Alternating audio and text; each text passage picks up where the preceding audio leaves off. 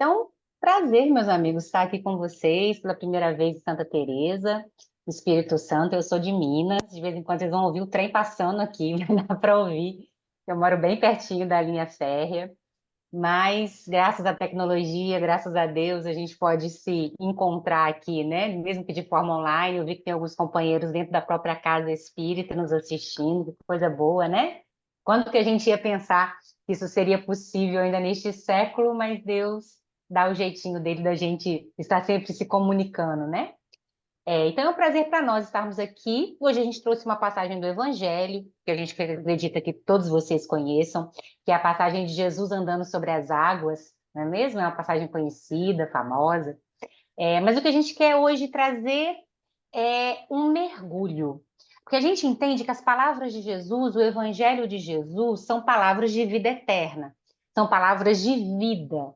Então, a gente entende que toda vez que a gente se aproxima do Evangelho de Jesus, a gente saboreia um pouco mais. A gente percebe um outro sabor que a gente não tinha percebido antes. Eu brinco que eu gosto muito de chocolate. Vocês, eu não sei do que vocês gostam, mas eu brinco assim que aproximar do Evangelho de Jesus é como pegar um pedacinho de chocolate, botar na boca e deixar derreter, compreender, mergulhar, esse trabalho interno, né? Esse trabalho de permitir que o evangelho seja uma ferramenta de crescimento, de amadurecimento espiritual. Então, para isso é isso que a gente vai fazer hoje. A gente vai pegar um trechinho dessa passagem, que é a passagem, ele disse, vem, né? Que é a passagem de Jesus andando sobre as águas, e vamos saborear, pedacinho por pedacinho, devagarzinho. É claro que eu não vou falar um décimo do que seria necessário, porque o Evangelho de Jesus nós vamos estudar para o resto da eternidade. Ao longo da nossa eternidade, nós estudaremos exatamente essas palavras, né? Emmanuel, o mentor espiritual de Chico Xavier, uma vez o Chico perguntou para ele, né, como é que ele se sentia quando ele tinha aulas de evangelho, porque Emmanuel tem aulas de evangelho no mundo espiritual. A gente tem professores de evangelho no mundo espiritual. E Emmanuel responde que ele se sentia um crocodilo. Então vocês imaginem como é que eu me sinto aqui, né? Falando sobre o Evangelho. Mas vamos juntos, vamos mergulhando, cada vez mergulhando mais e nos aproximando do Evangelho de Jesus, né? Então vamos lá. Deixa eu só passar aqui para a gente conseguir. Isso. O trecho é esse aqui, né? Mateus 14, capítulo 14, 22 a 33 é o versículo. Então, está escrito assim. Logo em seguida, e aqui eu já paro, porque toda vez que a gente está estudando o Evangelho de Jesus, a gente precisa colocar ele numa perspectiva, não é? Então, o evangelista começou assim. Logo em seguida, a gente tem que saber o que estava antes. Logo em seguida do quê? Né? Essa passagem vem depois de qual passagem? Então, logo em seguida, a multiplicação de pães e peixes. A passagem anterior a essa, na sequência do evangelista Mateus, é a multiplicação de pães e peixes. Então, logo após a multiplicação de pães e peixes, compeliu os discípulos a entrar no barco e ir adiante dele para o outro lado, até que despedisse as turbas. Após despedir as turbas, subiu ao monte para orar em particular. Chegando o fim da tarde, estava ali sozinho. O barco já estava distante da terra muitos estádios, atormentado pelas ondas, pois o vento era contrário. Na quarta vigília da noite, dirigiu-se a eles caminhando sobre o mar. Os discípulos, vendo-o caminhando sobre o mar, ficaram perturbados e diziam: é um fantasma! E gritaram de medo. Mas prontamente Jesus lhes disse: animai-vos, sou eu, não temais. Em resposta, Pedro disse: Senhor, se és tu, ordena-me ir a ti sobre as águas. E ele disse, vem. Que é o título da nossa mensagem aqui hoje, né? Tem mais um trechinho, mas eu vou parar aqui para a gente saborear esse chocolate ou o que vocês gostam de comer aí, né? A gente colocou algumas palavrinhas em destaque para a gente fazer esse mergulho. Então, veja, meus amigos, essa foi uma cena que aconteceu há mais de 2000 anos atrás, lá no Mar da Galileia, no Mar de Tiberíades ou no Lago de Genezaré. todas esses três nomes é para o mesmo lago, né? Para o mesmo trecho de mar que Jesus pregava, andava. Então, Jesus estava de um lado, passou de barco a outro lado. Isso aconteceu mais de 2000 anos atrás, numa região pequenininha, nós não conhecemos, eu não conheço essa região, né? Nós somos ocidentais. Então, se fosse um momento da vida que ficasse preso no tempo, nós não estaríamos aqui hoje estudando. Então, não foi. Isso aqui é uma mensagem de vida eterna. Então, a gente precisa mergulhar, tirar o espírito da letra, perceber as palavras, né? Entender o contexto, para que a gente perceba que é Jesus conversando conosco hoje, 2024, onde nós não temos mais barquinhos, né? A maioria de nós, pelo menos, se tiver algum pescador que trabalha aí, né? Mas a maioria de nós não somos mais pescadores, a maioria de nós não estamos mais vivendo numa aldeia pequenininha. Nós temos internet, nós temos tecnologias, mas Jesus continuará conversando conosco dessa maneira para o resto da eternidade. Então, vamos lá. Então, a gente já entendeu que é logo depois a multiplicação de pães e peixes. Aí a gente tem uma ordem. Compeliu, ordenou os discípulos a entrar no barco. Veja, meus amigos, não é uma palavra comum da gente ter com Jesus. Jesus não costuma usar palavras mais objetivas, não é? Mas compeliu, deu uma ordem. Então, se a gente tem uma palavra aqui que normalmente a gente não vê com Jesus, já tem mensagem. Compeliu, deu uma ordem, disse para os discípulos: entrem no barco e vão adiante. Então, a gente tem que entender a mensagem anterior. Jesus, então, tinha acabado de saber que João Batista havia sido assassinado. Ele tinha acabado de receber essa notícia. Disse para os seus discípulos: vamos atravessar o lago, o mar, vamos atravessar, vamos para o outro lado, para ele orar. Ele queria ficar em silêncio. Era um momento decisivo da sua missão. O seu precursor, aquele que ia acertar as veredas, João Batista, acabara de ser assassinado. Então Jesus juntou-se com seus discípulos e foi ao outro lado orar. Mas quando ele chega do outro lado, tem uma turba esperando, com fome, sedenta, doente, cansada, desesperançada. Jesus então sobe ao monte e começa a dar o pão da vida, né? A dar o pão espiritual a essas criaturas, falar do evangelho de Deus, falar da esperança, falar da boa nova. Jesus está ali pregando. As pessoas estão famintas, né? O estômago está roncando. Jesus então faz, né, a multiplicação de pães e peixes, nessa passagem que a gente conhece bem. E aqui agora as pessoas já estão saciadas da fome, o corpo físico já está saciado e espiritualmente também. Essas pessoas estão agora, ó, brandas, calmas, tranquilas. Aí Jesus dá uma ordem para os discípulos: desçam, eles tinham subido ao monte para pregar, desça, entra no barco e volta. É uma ordem. Por que é uma ordem, pessoal? Vocês fazem ideia do que deve ter sido ver alguns pães e alguns peixes serem multiplicados para conseguir alimentar uma multidão? A gente consegue entender a força que Jesus devia estar espiritualmente, o magnetismo de Jesus naquele momento, o amor que emanava de Jesus naquele momento? A gente consegue compreender a energia que estava ali naquele momento? A gente não consegue compreender, a gente lê e faz um esforço. Mas viver a situação, vocês já imaginaram, pessoal? Viver aquela situação, né? Jesus pulsando amor ali, vibrando amor, era de deixar a gente boca aberta, né? Muito provavelmente é o que tem acontecido com os discípulos, estavam ali, ó, de queixo caído, olhando para Jesus, embevecidos. Nossa, mas esse Jesus é incrível! Mas esse Jesus é maravilhoso! Mas esse é o mestre! Estavam assim, ó, né? De queixo caído, como a gente fala, de queixo caído olhando para Jesus. Jesus faz o quê? Dá uma ordem, ó. Tira eles desse estado mental. Quebra esse estado mental. Porque esse estado mental de adoração assim, de queixo caído, não faria com que eles crescessem. É uma lei divina, a lei de adoração. Está lá no livro dos Espíritos. É uma lei divina, lei de adoração, verdadeiramente. Adorar a Deus. Como os discípulos estavam embevecidos com Jesus, Jesus tira aquele estado mental, dá uma ordem, desce. Então, vocês se elevaram, subiram, viram aqui maravilhas, né? Entraram no influxo energético de Jesus, agora desce. Desce e vai trabalhar. Então, essa ordem, né? Não é que Jesus queria que todo mundo saísse dali, sumisse dali, não. Essa ordem é para te sacudir a criatura. Olha, você viu coisas maravilhosas. Já passaram por essa situação? Às vezes a gente está tomando passe e a gente está tão envolvido no passe, de olhos fechados, tão emocionado, que você não percebe que as pessoas já acabaram, já saíram da sala. Não sei se já passaram por isso. Aí o passista tem que dar um toquezinho, né? Falar, já acabou. Aí você acorda, né? Porque você estava num outro estado mental, você estava numa outra vibração, mas tem que levantar, tem que voltar para o dia a dia, tem que ir para o trabalho. O barco aqui, a simbologia do barco é trabalho.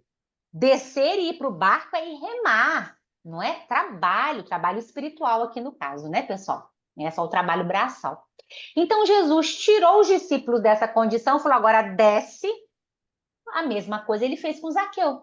Zaqueu tinha subido na árvore para ver Jesus, estava lá embevecido vendo Jesus. Jesus passou e falou, Zaqueu, desce. Não é assim? Desce, vem para o trabalho, reencarna, né? A gente está dando alguns saltos espirituais aqui, pessoal, só para a gente compreender que compelir a descer, quando a gente dá o salto espiritual, tira o espírito da letra, a gente está falando de muito mais do que descer o morro e entrar no barco. Jesus está conversando conosco, espíritos imortais. Então, tem uma mensagem aqui que é para o espírito. Não é só para os discípulos que lá estavam, porque eles já há 2000 anos que ouviram isso. Nós vamos continuar ouvindo isso pro resto da eternidade, né? Então, ó, sai desse estado e vai para o trabalho espiritual. Eles foram, desceram e entraram no barco, né? E eles iam adiante dele para o outro lado. Então, agora vocês descem e rema de volta. Entra no barco e vai para o outro lado. Até que ele, Jesus, despedisse as turbas. Após despedir as turbas, então Jesus foi encaminhando cada um para sua casa, para sua região, a turba foi se dispersando, foi voltando, Jesus foi acalmando. Ah lá, ele subiu ao monte de novo para orar em particular. Jesus sobe e vai orar. Os discípulos desceram, pegaram o barco, estavam atravessando o lago. Jesus sobe, olha a simbologia, né? Jesus se eleva para orar. É o que ele tinha ido fazer, né? Depois do desencarne de João Batista. Jesus sobe para orar. E os discípulos descem para o trabalho. Então, Jesus se eleva e os discípulos vêm para o trabalho espiritual, que a gente está entendendo aqui, né? Fazendo a transição espiritual daqui.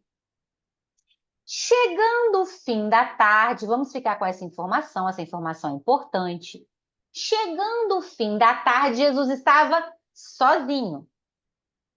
Jesus nunca estaria sozinho, mas aqui Jesus estava sozinho, orando, elevado, sozinho porque só Jesus tinha se elevado. Tanto a turba quanto os discípulos têm que vir para o trabalho, né? O espírito puro aqui, o espírito crístico é Jesus. Todos nós somos espíritos a caminho. Todos nós somos espíritos em aprendizado. Então, Jesus está sozinho porque ele é o espírito crístico. Nós todos descemos o morro, né? Fomos para o trabalho. A turba foi cada um para a sua casa, os discípulos para o barco. Cada um está aí, ó, pegando a sua charrua, né? Palavras de Jesus, né? Aquele que põe a mão no arado. Está cada um de nós aí botando a mão no arado para fazer o nosso trabalho espiritual. Jesus sozinho. O barco dos discípulos já estava distante da terra muitos estádios. Em algumas traduções, vocês vão ouvir quilômetros. Tá tudo certo. Estádios é apenas uma forma de distância, não é? Cada estádio, cerca de 11 quilômetros. Então, esse barco estava aí, distante da terra, alguns quilômetros. O barco dos discípulos. Jesus no monte orando. Acontece que o barco estava distante da terra. Ó, quem ficou na terra? Quem ficou em terra, né? Jesus. Os discípulos tinham ficado bobos com aquele milagre, né? Com aquela multiplicação. Desceram para o barco fortalecidos, desceram para o barco cheio de coragem, confiando em Jesus, sabendo que Jesus era capaz de fazer coisas indescritíveis, inomináveis, que eles nunca tinham visto na vida. Então, eles estavam robustos, né? Robustos de esperança, robustos de fé, mas foram se afastando da terra. Na simbologia que a gente está percebendo, essa passagem aqui, foram se afastando do foco que era Jesus, porque eles estavam embevecidos, não necessariamente transformados. Tem uma grande diferença, né, pessoal? Tem uma grande diferença. Quantos companheiros iam até o Chico, iam até o Peixotinho para ver as manifestações físicas, não é? As materializações dos espíritos, as comunicações dos espíritos. E na hora que via uma materialização, uma comunicação, ficava de boca aberta. Nossa, que coisa maravilhosa! Mas saindo dali, isso não transformava o seu coração. Ele não se transformava uma pessoa mais humilde, ele não se transformava uma pessoa mais paciente. Isso não transformava as suas relações familiares. Isso não transformava a sua relação com seu chefe, com seus colegas de trabalho, com seus subordinados. Então eles ficavam embevecidos, mas não transformados, ou seja, afastados da terra. Eu não sei, meus amigos, se vocês compreendem quando a gente vai fazendo a gente chama de saltos espirituais, né? Mas não estava falando de monte, agora está falando de outra coisa. É porque o Evangelho de Jesus tem muitas camadas. A nossa proposta aqui hoje é ir tirando camadas. Ó, tem um monte de verdade? Tem um monte de verdade. Ele existe até hoje na Galileia. Tá lá. Existe um monte, existe o Mar da Galileia, existe o bar, tá tudo certo, isso tudo existiu. Mas o que nos importaria hoje falar disso? Se não falarmos das nossas transformações espirituais através desta mensagem. Então é isso que a gente está falando. Os discípulos ficaram embevecidos, mas não transformados. Então, ao afastar da terra, na simbologia aqui, a terra simbolizando o bem, o amor, o perdão, Jesus estava na terra. Jesus estava em terra orando. Quando eles foram se afastando, eles foram meio que se esquecendo, né? E aí voltaram a ser os discípulos que tinham medo, que tinham receio, que tinham dúvidas, não é? Então, ó, foram se afastando da terra alguns quilômetros. Mas aí o evangelista coloca a palavra: o barco estava distante da terra e atormentado pelas ondas. O bacana da gente estudar evangelho é que quando a gente vai ver, em todas as traduções, a palavra é atormentado. Em toda tradução que vocês quiserem pegar, a palavra é atormentado. E aqui nós temos mais um ensinamento. Objeto inanimado fica atormentado? Cadeira fica atormentada? Mesa, não é? Panela fica atormentada? Objeto inanimado não fica atormentado. Atormentado, angustiado, desesperado é uma característica do homem, humana. Objeto inanimado não fica, não é assim?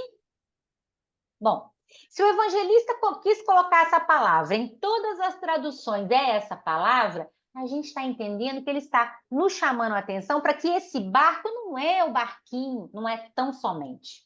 É também, mas não é tão somente. O barquinho, que muito provavelmente devia ser o barco de Pedro, que estava lá no meio do mar. Esse barco é a simbologia do nosso estado emocional. Atormentado é um estado emocional, e só quem fica atormentado é gente, espírito humano, né?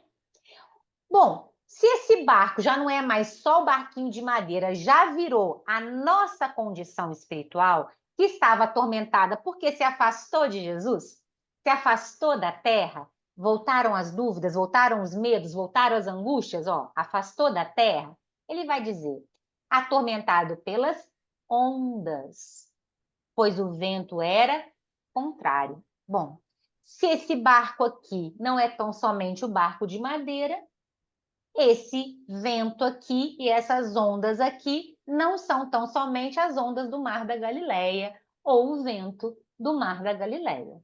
Então, a gente pode entender que essas ondas e esse mar estão falando de emoções, correto? Se esse barco somos nós, esse vento contrário e essas emoções, né? Uma das formas da gente interpretar água no Evangelho, tanto no Novo quanto no Antigo Testamento, se vocês gostam de estudar Evangelho, né? Todas as vezes que a gente está estudando o Evangelho mais profundamente, a gente entende que água, quando aparece né, água, está se falando de emoções, porque a água, ela aqui a gente está vendo a parte de cima, mas lá embaixo tem muita coisa que a gente não vê. Aliás, o fundo do mar é uma das coisas menos conhecidas por nós humanos, não é assim? Porque a gente não chega, a gente chega até um certo nível de profundidade. Dali para baixo a gente não alcança, nem com as nossas mais altas tecnologias. Nós não temos tecnologias para ir mais fundo no mar. Então tem animais, tem cores, tem plantas, tem uma vida lá no fundo do mar que a gente não conhece. Nós vamos só ter uma certa ainda, né, até hoje, com a nossa tecnologia, até um certo lugar. Dali para baixo a gente não passa. Então, é desconhecido para nós. É por isso que água no Evangelho é a simbologia das nossas emoções. Nós também, pessoal, não nos conhecemos profundamente. A gente sabe algumas coisas de nós, a gente entende algumas características nossas, mas o mais profundo, o mar mais profundo, né? Esse fundo do mar emocional, tem coisas que a gente desconhece.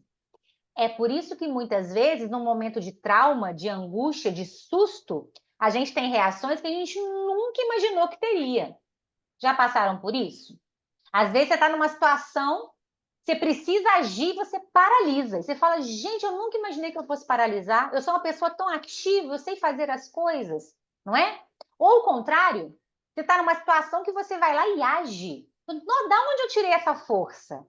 Então, é esse mar aí profundo, dentro dos nossos corações, que a gente não conhece ainda. Mas então o vento estava contrário e o mar estava agitado pelas ondas. O que a gente está entendendo? Os discípulos estavam angustiados, agitados, atormentados. As emoções dos discípulos estavam em desalinho. Mas eu pergunto para vocês, pessoal, eles não tinham acabado de ver um milagre? Eles não tinham acabado de ficar embevecidos? Eles não tinham acabado de ficar de boca aberta olhando para Jesus? Por que agora eles estão atormentados? Percebe como nós somos frágeis? No mesmo tempo que a gente está confiante, está seguro, está com fé, daí a pouquinho a gente titubeia, a gente tem medo, a gente se assusta, aí depois a gente volta a ter confiança de novo, depois, né? Nós somos exatamente como os discípulos. Quando a gente afasta um pouquinho de Jesus, quando a gente afasta um pouquinho do Evangelho, quando a gente vai se afastando desse ensinamento, a gente vai ficando atormentado emocionalmente, não é? Bom, então, o mar estava agitado pelas ondas, o vento era contrário, ou seja, as angústias, os medos, os receios emocionais estavam ali vindo à tona, né? E aí coloca assim, ó, na quarta vigília da noite. Essa informação é muito bacana. Na quarta vigília da noite. Em algumas traduções está na hora mais escura do dia, na hora mais escura da noite. Mas essa nossa tradução aqui é a tradução do Haroldo Dutra Dias, né? A minha edição é quando ela ainda foi editada pelo Conselho Espírita Internacional, mas hoje em dia quem edita é a própria FEB, né? Federação Espírita Brasileira. Então, essa nossa aqui é a tradução do companheiro Haroldo.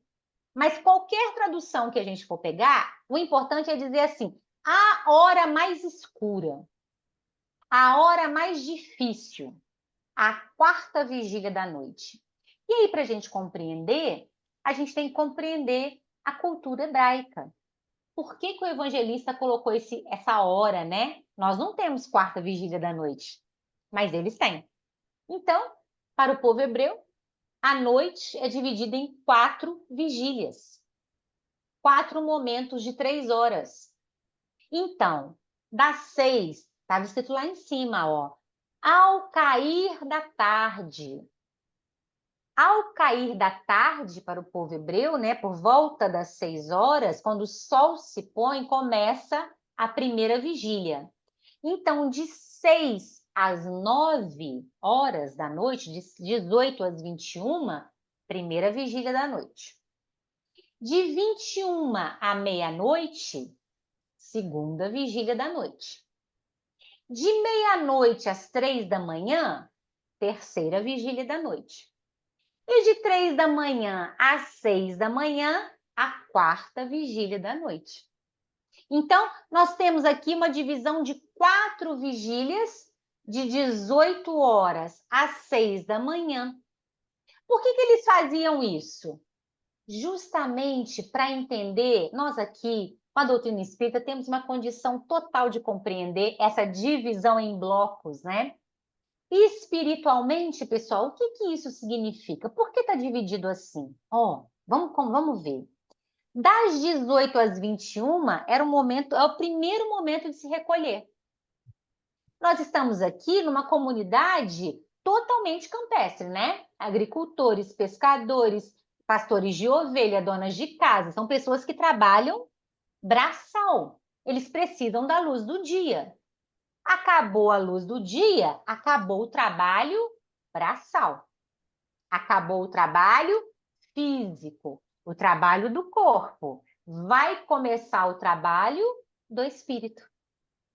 Então, o sol baixou, recolher para casa.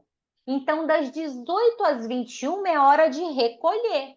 Recolhe as redes jogadas no mar, recolhe as ovelhas, não é? Deixa a enxada, deixa o ancinho, recolhe, é o momento de recolher. Acabou o trabalho braçal e vai começar o trabalho espiritual. Então, das 18 às 21 é o primeiro momento de recolhimento. Volta para casa, faz uma ceia, se junta com a família, é o primeiro momento. De 21 à meia-noite é o segundo momento espiritual. É o momento que a gente está indo dormir. E se a gente está indo dormir, a gente sabe muito bem, pela doutrina espírita, que o nosso espírito está em trabalho, não é? Se a gente está desligando das atividades físicas, desligando do corpo físico, a gente está se aproximando do mundo espiritual, correto? Quanto menos influência do corpo físico, mais influência do mundo espiritual. Então, de 21 à meia-noite é o momento que a gente está voltando para o mundo espiritual. Pedindo a Deus que seja para um lugar bom, né? Pedindo a Deus que seja junto aos nossos mentores espirituais, que a gente vai passar uma noite em trabalho espiritual, que é o momento que os nossos amigos espirituais vão conversar conosco, os nossos amores que já se foram podem vir conversar conosco. É o momento que a gente vai respirar os eflúvios do mundo espiritual, alimento espiritual. Então, é outro trabalho. É outro trabalho. Já não é mais o trabalho da carne, é o trabalho do espírito. De meia-noite às 3, pessoal, é o momento que a gente está mais no mundo espiritual. Totalmente no mundo espiritual. É aquele momento de maior recolhimento. Se vocês gostam de ler aí, os livros do André Luiz, Manuel Filomeno de Miranda, Dr. Bezerra de Menezes, qualquer livro que vocês gostem de ler, e que vai ter uma cena onde um encarnado dorme e é levado para um tratamento, para uma conversa, para uma palestra. Aí o André Luiz fala assim, então chegamos no centro às 3 da manhã e tinha uma palestra e ia começar um trabalho. Por quê? Porque esse é o momento de maior atividade no mundo espiritual, 3 da manhã, 2 da manhã, né? É o momento que nós, encarnados, estamos no sono mais profundo. Se a matéria está no sono, se a matéria está em sono profundo, é porque o espírito está mais ligado ao mundo espiritual. Então, de meia-noite às 3, está tudo acontecendo ali espiritualmente. E de 3 às 6 é a hora de vir voltando, né? É a hora de ir se desligando das questões espirituais e vir voltando para o corpo, porque vai começar mais uma jornada de mais um dia de trabalho material. Então, olha a sabedoria do povo hebreu. É muita sabedoria, né? Dividir a noite em 4 vigílias porque eles sabiam, eles intuíam essas questões espirituais. Eles intuíam que ao dormir a gente iria para um lugar espiritual, para um reino espiritual. Eles intuíam isso, então eles fizeram essa divisão. Então vamos voltar aqui. Estava escrito lá em cima que eles se afastaram da terra ao cair da tarde. Então, o que que o evangelista nos disse? Às 18 horas. Que horas que Jesus apareceu no barco? Às 6 da manhã. Ah lá, na quarta vigília da noite, entre 3 e 6 da manhã. Então, se a gente está fazendo uma conta rápida aqui, os discípulos estavam pelejando lá no mar por cerca de 12 horas. Claro que não foi isso. Porque o Mar da Galileia é pequenininho, é um lago, gente. É um lago. Não dá para 12 horas, não, né? Não tem nem jeito. Aquilo ali é jogo rápido. Remou, chegou do outro lado. Então, não é disso que o evangelista está falando. O que o evangelista falou?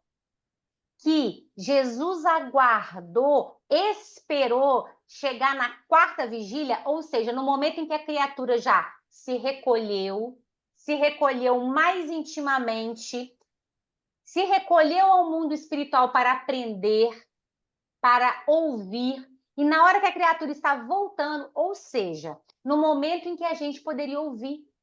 Se Jesus chegasse na primeira vigília da noite, talvez a gente não ouvisse, porque a gente nem estava ainda prestando atenção nas nossas emoções. Não era o vento? Não era o mar agitado? Nem estava prestando atenção muito bem, então não era a hora de chegar. Na segunda vigília, eu comecei a ver que tem uma coisa aqui dentro do meu coração que não está legal. Na terceira vigília, eu tenho certeza que não está legal. E começa a pedir ajuda, né? Ah, meu Deus, me ajuda. Eu ainda tenho essas características, eu ainda tenho essas questões que me maltratam, eu ainda tenho isso que me faz mal, eu ainda não consigo realizar isso aqui. É aquele momento de total reconhecimento, né? Dos nossos ventos e ondas. Então é hora de Jesus chegar. Agora é hora de Jesus chegar. Jesus chega, então, na quarta vigília, no momento em que a gente pode recebê-lo, no momento em que a gente pode ouvi-lo. Se ele tivesse chegado antes, porque senão fica parecendo que Jesus ficou fazendo teimosia, né? Ah, vou deixar esse pessoal lá no barco, vai remando aí. Uma hora dessa eu ajudo vocês. Jamais. Nós estamos falando do governador do planeta, né? Jamais. Jesus chega na hora em que a gente tinha condições de recebê-lo, na quarta vigília da noite. Então, isso aqui não é uma mensagem de que Jesus está botando a gente à prova, de que Jesus está esperando que a gente. Não, isso aqui é uma mensagem de que o Cristo sabe exatamente como nos salvar da água, não é? Porque a mensagem não é Jesus anda sobre as águas? Ele sabe exatamente a hora de nos resgatar, né? De fazer com que a gente compreenda o que ele acabou de dizer. Se a gente ainda tivesse de boca aberta porque os pães se multiplicaram, que aprendizado que a gente ia ter? Mas não, aqui agora a gente está tendo que, ó, lidar com as nossas emoções, com as nossas dificuldades. Então Jesus está pronto para nos auxiliar no momento em que a gente tem condições de ouvir, né? Mas aí, ah lá, os discípulos, Jesus veio caminhando sobre as águas. E por que que é sobre? Se a gente está dizendo que água no Evangelho são as nossas emoções e sentimentos, Jesus caminha sobre, Jesus não afunda, né, pessoal? Porque Jesus tem total controle e vivência sobre as suas emoções. Total. Jesus não afunda no mar. Jesus não tem as emoções ali que o cobrem. Ele é que cobre as emoções. Todas as emoções de Jesus, os sentimentos de Jesus estão em pleno equilíbrio. Todos. E não é só em equilíbrio. É em equilíbrio e em potencialidades que nós nem sabemos. Emmanuel vai nos dizer que Jesus tem qualidades que a gente não sabe nem o nome, pessoal.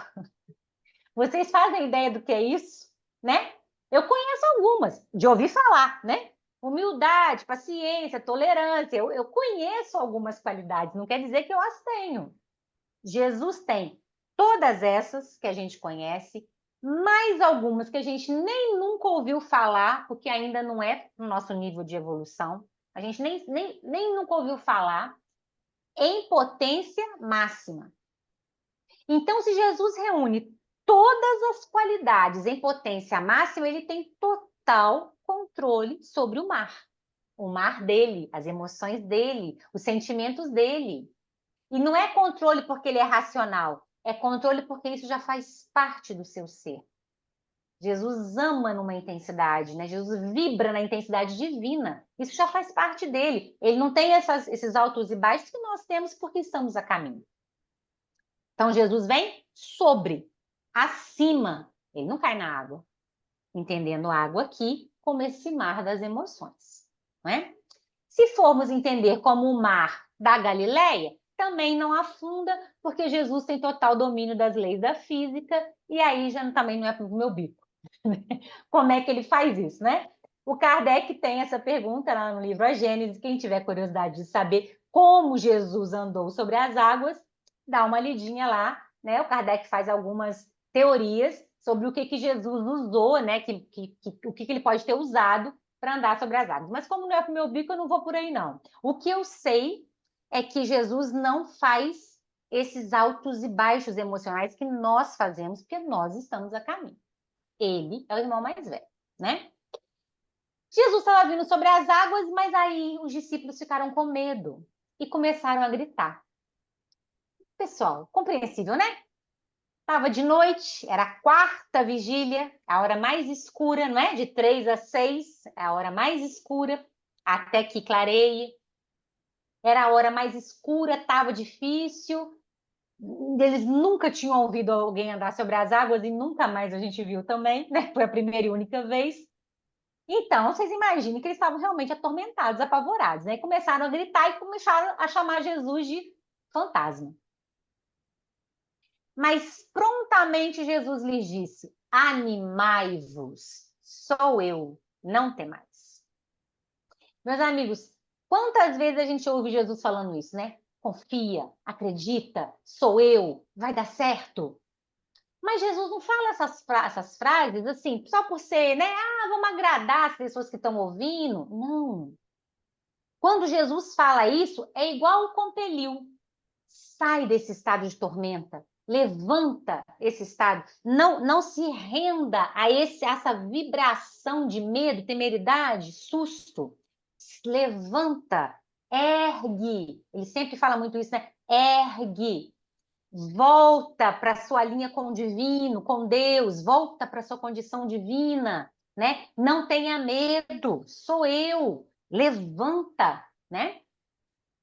Mas aí o Pedro, e aqui só quem coloca esse trechinho é o Mateus, tá, pessoal? Nos outros discípulos não colocam, perdão, nos outros evangelistas não colocam, mas Mateus colocou o Pedro como aquele que tem dúvida. Aí Pedro fala, bom, se é você, realmente me manda ir até aí. E Jesus disse, vem. Pessoal, se ele tivesse falado isso para mim, o que eu ia responder? Eu ia dizer, você Pedro, você é criatura, tem defeitos, você não é um Jesus. Então, não vou te chamar. Jesus chama. Jesus não fala nada, não põe nenhuma condição, só fala, vem. Vem, caminha, Pedro, levanta, sai desse estado que você está emocional, reergue, sou eu que estou te falando que você pode, vem. Jesus não coloca condição nenhuma para o Pedro. E o Pedro foi. Né, pessoal? O Pedro foi. Vou mostrar aqui para vocês que o Pedro foi. Opa.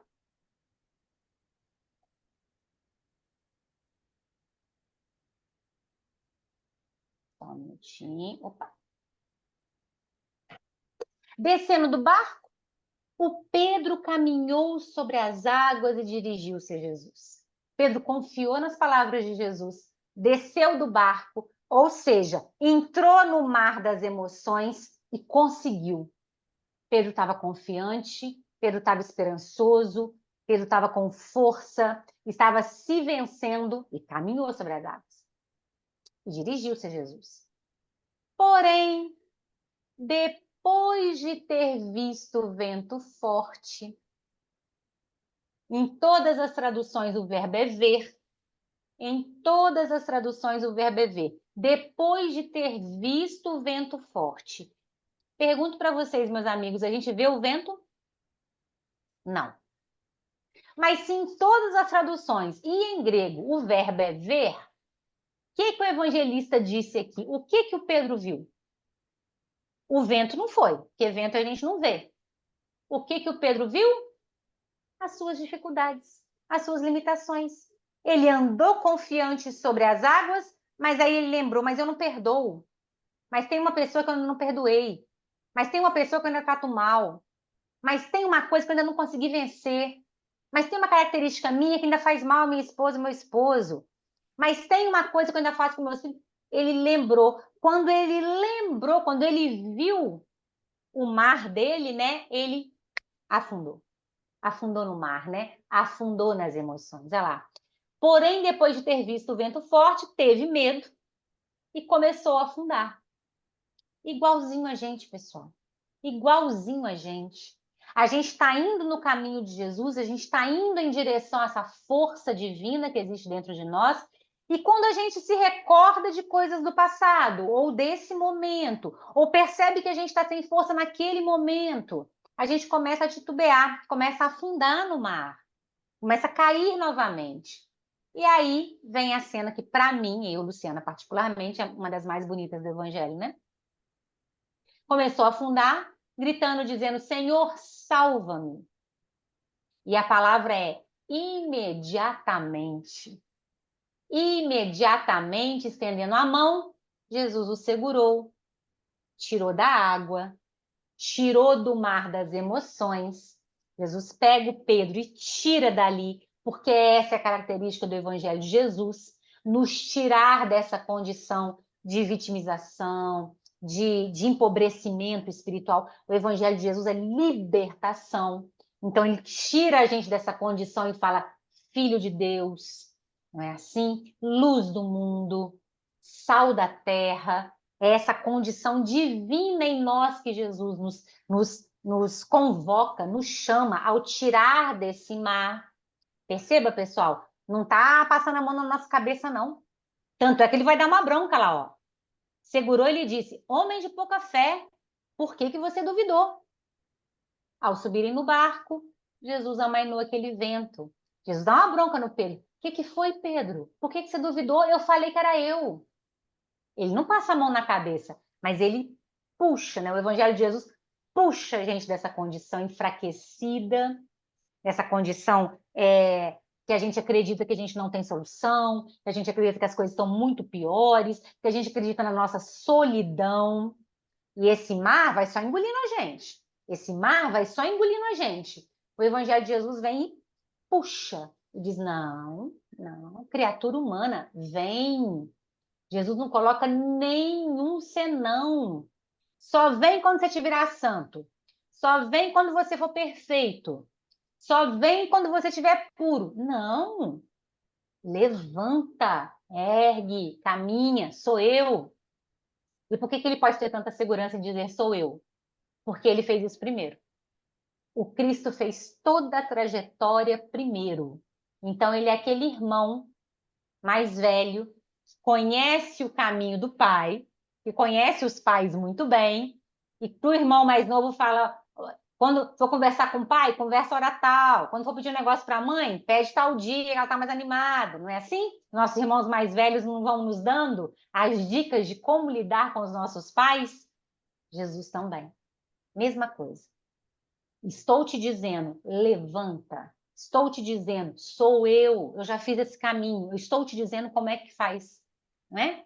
E nos encoraja, nos fortalece. Bom, meus amigos, o que a gente queria trazer era isso. Desculpa, eu passei do horário, né? Eu vi que eu passei do horário ali. Mas o que a gente queria deixar hoje, assim como fortalecimento, né? O Evangelho de Jesus é de libertação. O que o Cristo quer é que a gente se reerga do mar e caminhe em direção a Ele. E para isso Ele tem total condição de nos levantar, de nos reerguer. Agradeço muito pela atenção de todos vocês. Muito obrigada.